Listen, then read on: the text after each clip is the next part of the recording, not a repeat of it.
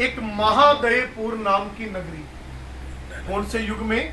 त्रेता युग। महादयपुर नाम की नगरी थी। उस नगरी का जो राजा था उसका नाम था बब्रुवाहन। क्या नाम था? बब्रुवाहन। क्षत्रिय धर्म का वो राजा पालन करता था। एक दिन सेना के साथ जंगल में शिकार करने के लिए अनेक प्रकार के पेड़ों से भरे हुए जंगल में राजा ने प्रवेश किया। एक मृग यानी हिरण। राजा ने एक हिरण देखा कि बड़ा सुंदर हिरण है, किसी तरह ये हिरण मेरे हाथ लग जाए, मैं इसको अपने घर में राजमहल के अंदर पालूं। अब ये हाथ मेरे किसी तरह आ जाए। राजा ने धनुष पर तीर लगाया, अपने तीर चलाने की कोशिश तो राजा ने पैरों पर की कि किसी तरह रुक जाए, लेकिन दुर्भाग्य वो तीर हिरण की आंख में लग गया। हिरण अंधा हो गया, भागने लगा। राजा ने भी घोड़े पर सवार होकर उसका पीछा किया। पीछा करते करते राजा दूसरे जंगल में पहुंच गया।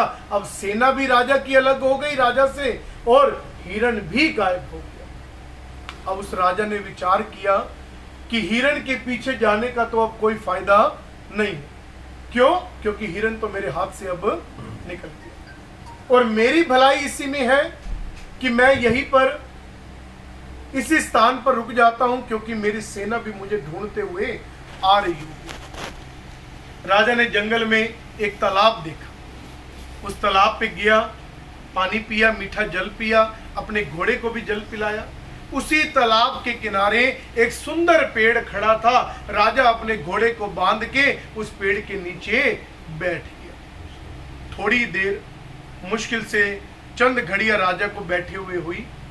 एक मैले कुचैले काले रंग के प्रेत को राजा ने अपने पास आया देखा। बड़ा भयानक मुख, बाल ऊपर उठे हुए, नाखून बड़े बड़े, आंखें अग्नि की तरह लाल, काला रंग, भयानक मुख।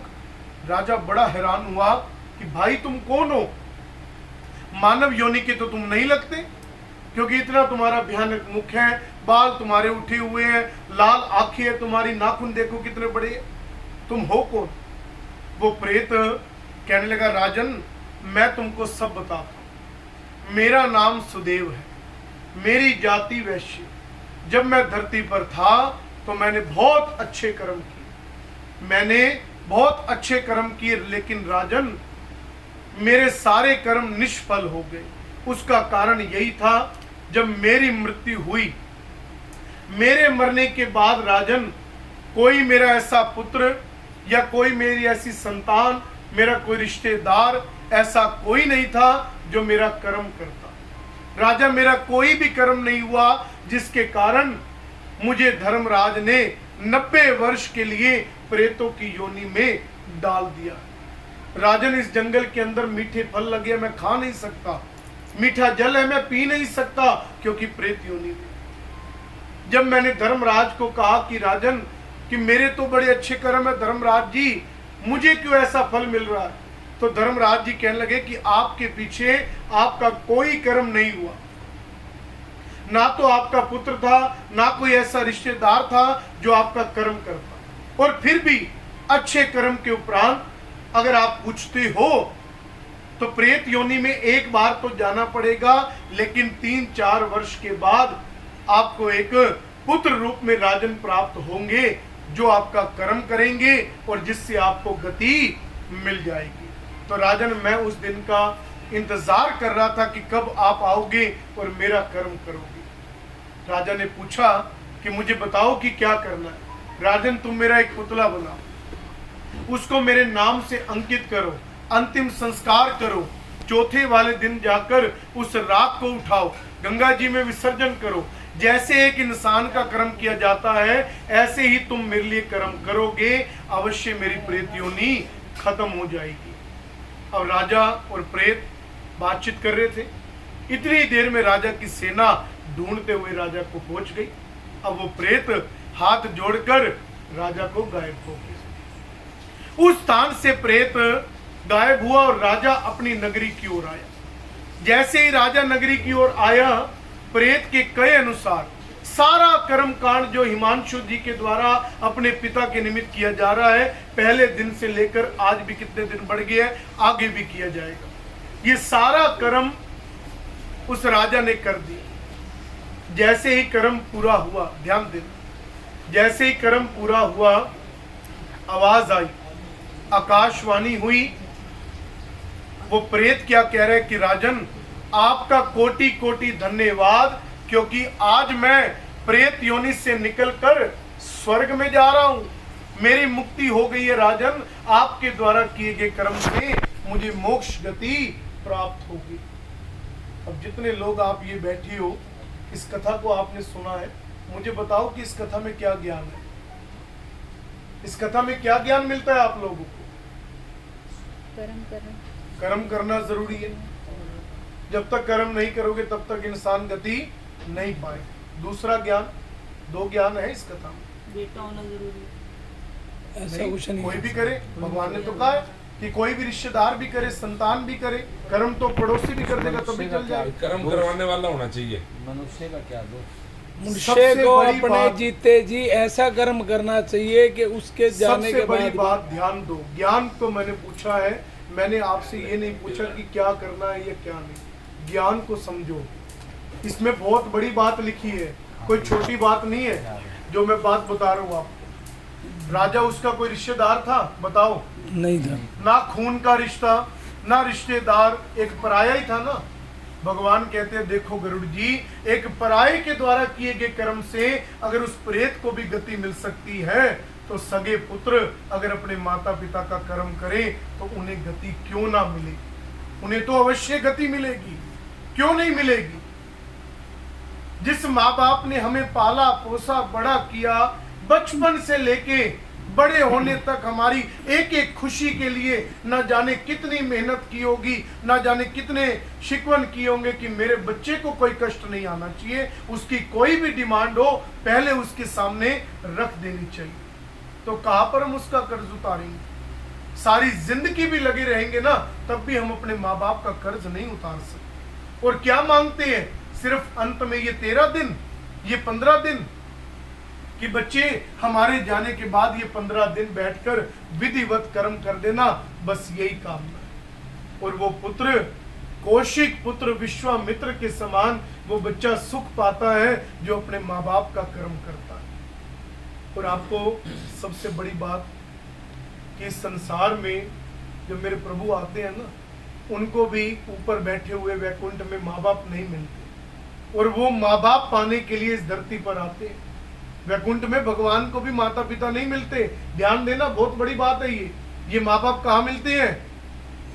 मर्त्यलोक पे। और एक बार अगर ये छोड़कर चले गए तो मुड़ के वापस नहीं आए, चाहे लाख कोशिश कर लो।